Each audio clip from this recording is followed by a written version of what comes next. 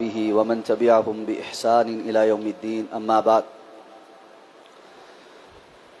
اللہ تعالیٰ کا بے پناہ فضل و احسان ہے کہ ہم اللہ تعالیٰ کے گھروں میں سے اس گھر کے ساتھ جڑے ہوئے ہیں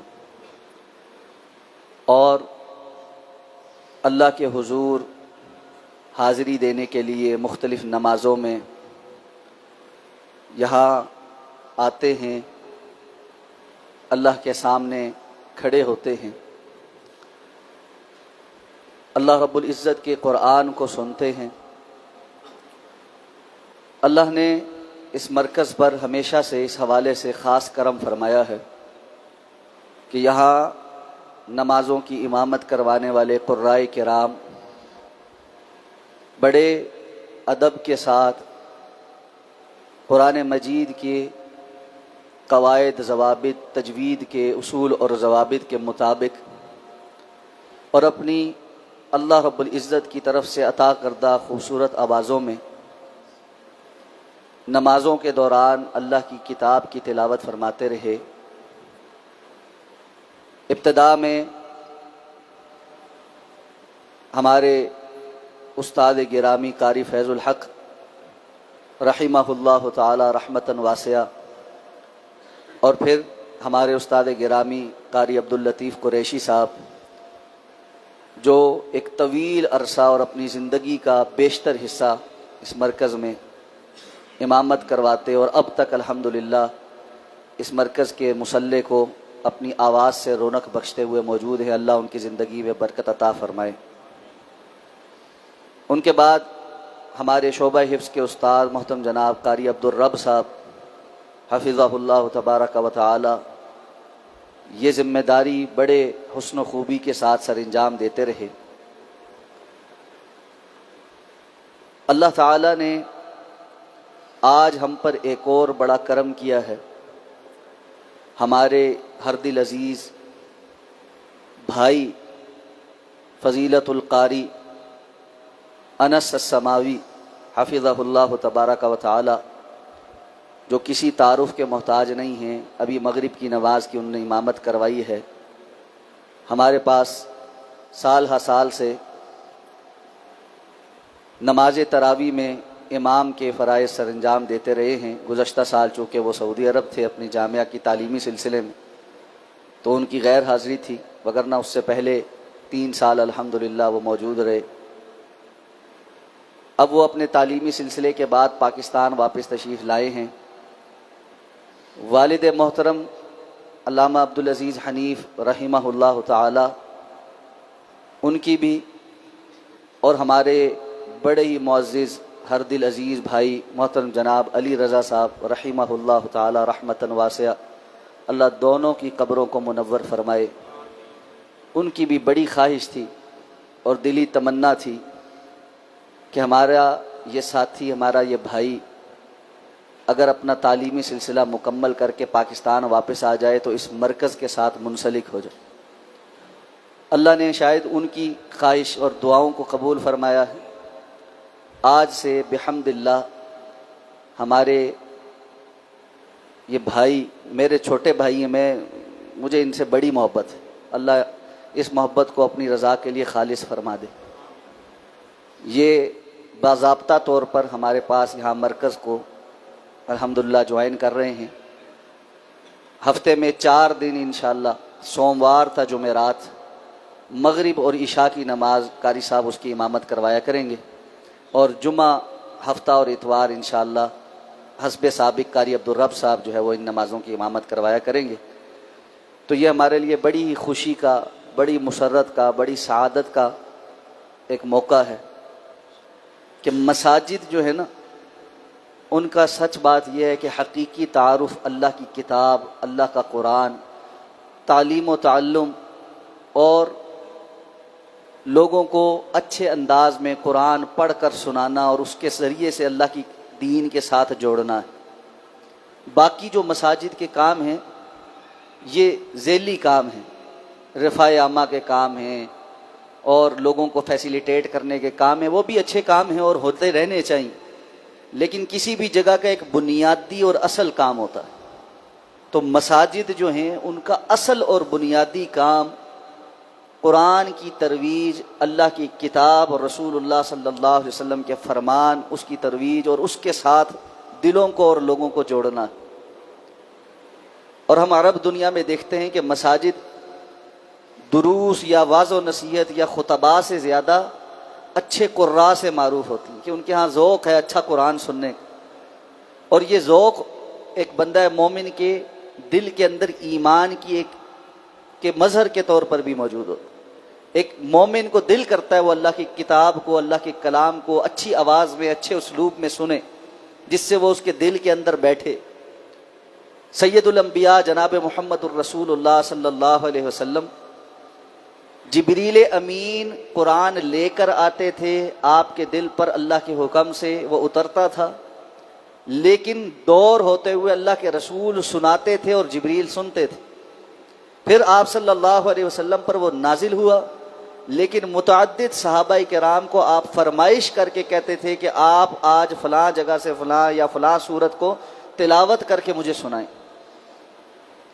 تو اس لیے یہ قرآن کے سننے کا شوق ہونا، یہ بذات خود اللہ کی کتاب کے ساتھ ایک لگاؤ کا مظہر.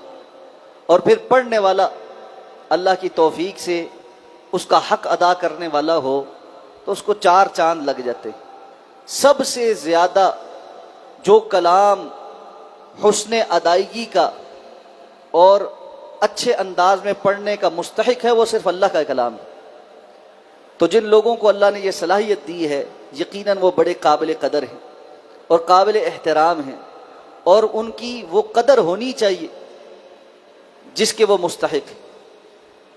حقیقی بات یہ ہے کہ آج کسی کو تھوڑی سی اچھی آواز نصیب ہو جائے تو وہ اس آواز کو دنیا کمانے کے لیے استعمال کرے تو بڑا کچھ سمیٹ سکتا.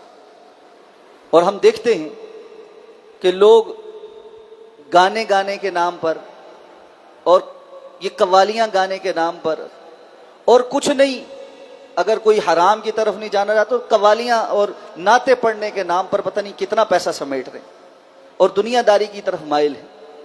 ایسے میں وہ لوگ جن کو اللہ نے بہترین آوازوں سے نوازا ہے، اس کے باوجود وہ ساری دنیا کو چھوڑ کر اپنی آواز کو اللہ کے کلام کے لیے مختص کیے ہوئے ہیں. ان کی قدر کرنے کی جتنی ضرورت ہے، سچ میں یہ ہے کہ ہمارے ہاں وہ قدر ہے نہیں. اللہ ہمیں اس کی توفیق عطا فرمائے.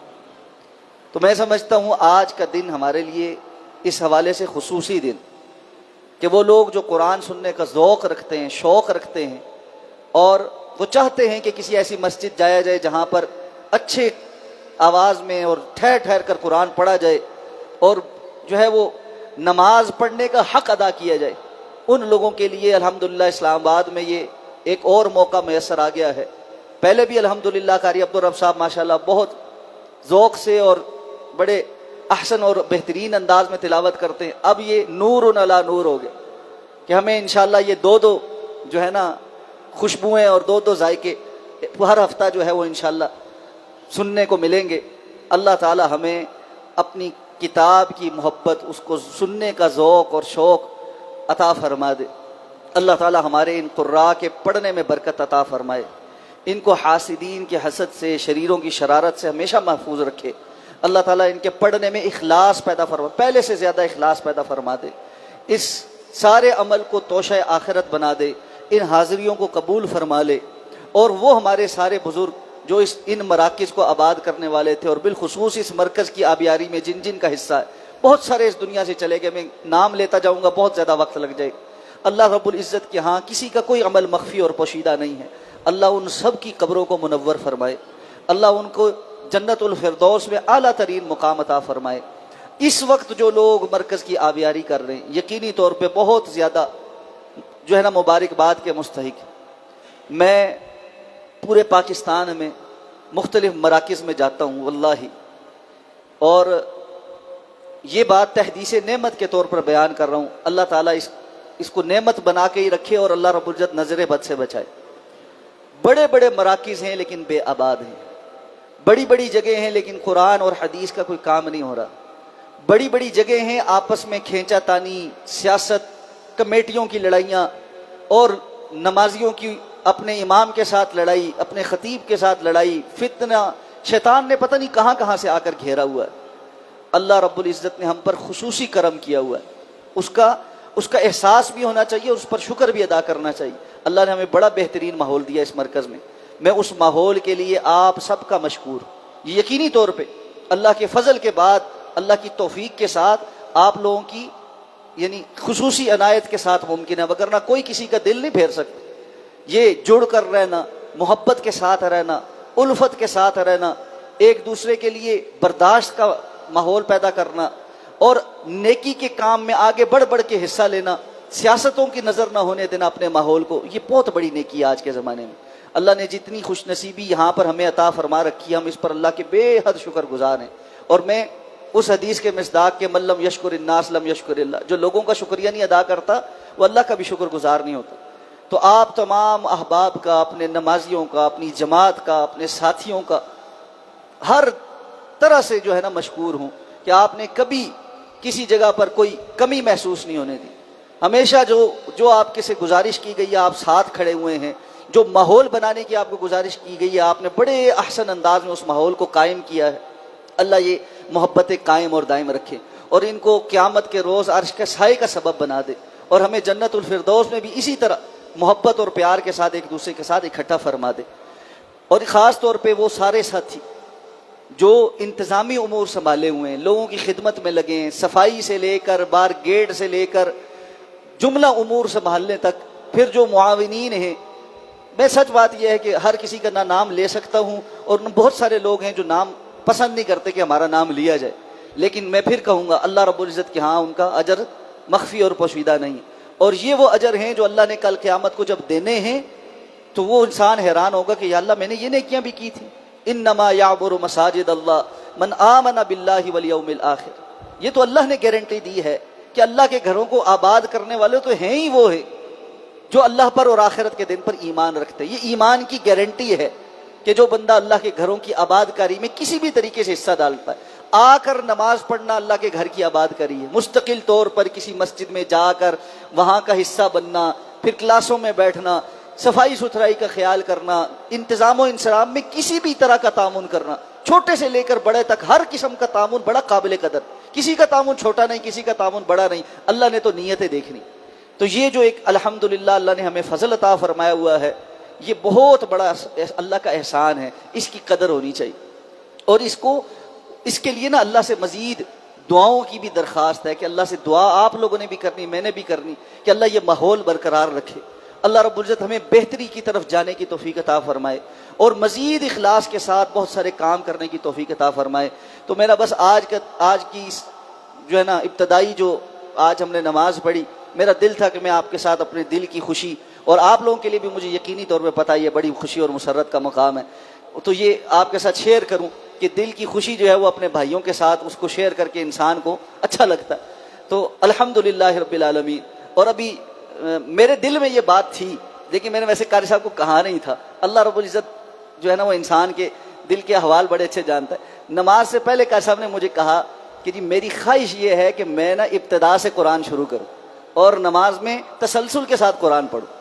میرے دل میں یہ خواہش تھی الحمدللہ کہ جی میں قاری صاحب سے بعد میں ریکویسٹ کروں گا کہ آپ جو ہے نا ایک تسلسل سے اللہ کی کتاب پڑھنا شروع کریں اور نمازوں میں اس کو مکمل کریں۔ انہوں نے خود خواہش کا اظہار کیا اور آج آغاز بھی الحمدللہ وہاں سے کیا ہے۔ اللہ ان کی اس محنت میں، کوشش میں، کاوش میں برکت پیدا فرمائے۔ یہاں آج میں نے اصل میں خصوصی درخواست کی تھی قاری انس صاحب کے والد محترم جناب قاری آفتاب صاحب سے کہ وہ اس پہلے دن تشریف لاتے، مغرب کی نماز پڑھاتے اور درس بھی ارشاد فرماتے، لیکن ان کی طبیعت ناساز ہے۔ انہوں نے آج معذرت کی کہ میں آئندہ آنے والے 2-4 دنوں میں جب میری طبیعت ٹھیک ہوگی تو انشاءاللہ آؤں گا۔ ان کے لیے بھی دعائے صحت کرے، اللہ ان کو کامل صحت عطا فرمائے۔ اللہ کے ولیوں میں سے ایک ولی ہیں، ابھی موجود نہیں ہے، سچ بات یہ ہے، ہم ڈھونڈتے پھرتے ہیں کوئی بزرگ کوئی اللہ کا ولی، کوئی نیک آدمی۔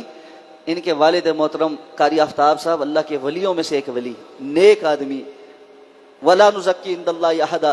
ہم کوئی یعنی چیر کر نہیں جانتے، لیکن ظاہر پر جتنا کچھ اسلام نے ہمیں بتایا ہے اس کے مطابق اللہ نے ان کے اندر بڑی خیر رکھی۔ اللہ میں ان کی قدر کرنے کی توفیق عطا فرمائے۔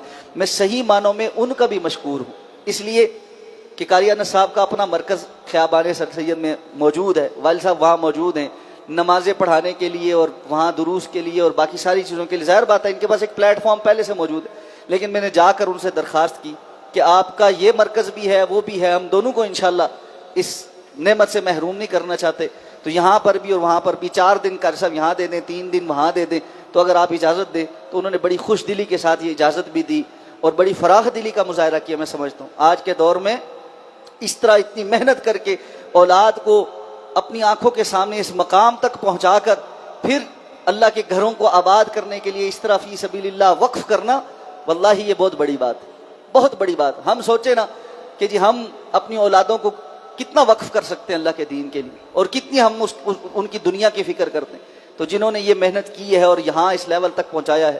اور پھر ایک اور بات بھی آپ کو یہاں گزارش کروں، اللہ تعالیٰ نے ہمارے اس بھائی کو جو صلاحیت دی ہے، میں یقینی طور پر یہ جانتا ہوں کہ دنیا کے بڑے بڑے مراکز سے ان کو آفر آ بھی سکتی ہے اور ہے بھی ہے۔ اس وقت الحمدللہ یورپ میں، امریکہ میں جو بڑے بڑے اسلامک سینٹرز ہیں وہ بہت دنیاوی اعتبار سے بڑی آفر کرتے ہیں، ظاہر بات ہے ہمارے لیے اس کو میچ کرنا ہی پاسبل نہیں ہوتا، اور جتنے پوری دنیا کے آپ دیکھیں گے اچھے نامور قراء ہیں وہ آہستہ آہستہ جو ہے نا وہ ان بڑے مراکز کی طرف جا رہے ہوتے ہیں۔ کوئی اگر وہ یعنی یورپ یا امریکہ نہیں جانا چاہتا تو عرب دنیا کے اندر بڑی مساجد اور بڑے مراکز ہیں، وہ بھی اچھی اچھی پوری جو کریم ہوتی ہے اس کو اپنی طرف کھینچ لیتے۔ ایسے میں ان تمام مواقع کو چھوڑ کر اپنے والد محترم کا دست و بازو بننے کے لیے ہماری درخواست پر یہاں پاکستان میں تمام تر صلاحیتوں کے باوجود ٹکنا، بیٹھنا اور یہ محنت کرنا، یہ واقعتاً قابل قدر بات ہے۔ میں اس لیے آپ سے یہ گزارش کر رہا ہوں کہ ایک بندہ اتنی صلاحیتوں کے بعد اور اتنے مواقع ہونے کے باوجود بہت ساری چیزوں کا اکرام کرتے ہوئے جب ایک جگہ آئے تو بہرحال وہاں کے ساتھیوں کو اس کی قدر کرنی چاہیے، اور اللہ ہمیں ان کی قدر کرنے کی توفیق عطا فرمائے۔ میں ایک مرتبہ پھر سب سے پہلے اللہ رب العزت کا شکر ادا کرتا ہوں کہ اللہ نے ہمیں یہ یعنی قیمتی ہیرا جو ہے اور تحفہ عطا فرمایا، اور ہم انشاءاللہ العزیز اللہ کی کتاب کے ساتھ مزید اس نعمت سے جڑیں گے، اور پھر ان کے والد کا اور ان کا آپ سب ساتھیوں کی طرف سے بھی اور اپنی طرف سے بھی اور پوری جماعت کی طرف سے شکریہ ادا کرتا ہوں۔ اللہ رب العزت سے دعا کے ساتھ اللہ ہماری ہر کوشش کاوش کو قبول فرمائے، انسان ہونے کے ناطے اس میں جو کمی کوتاہی رہ جائے اللہ اس سے صرف نظر فرمائے۔ جزاکم اللہ خیرا والسلام علیکم ورحمۃ اللہ وبرکاتہ۔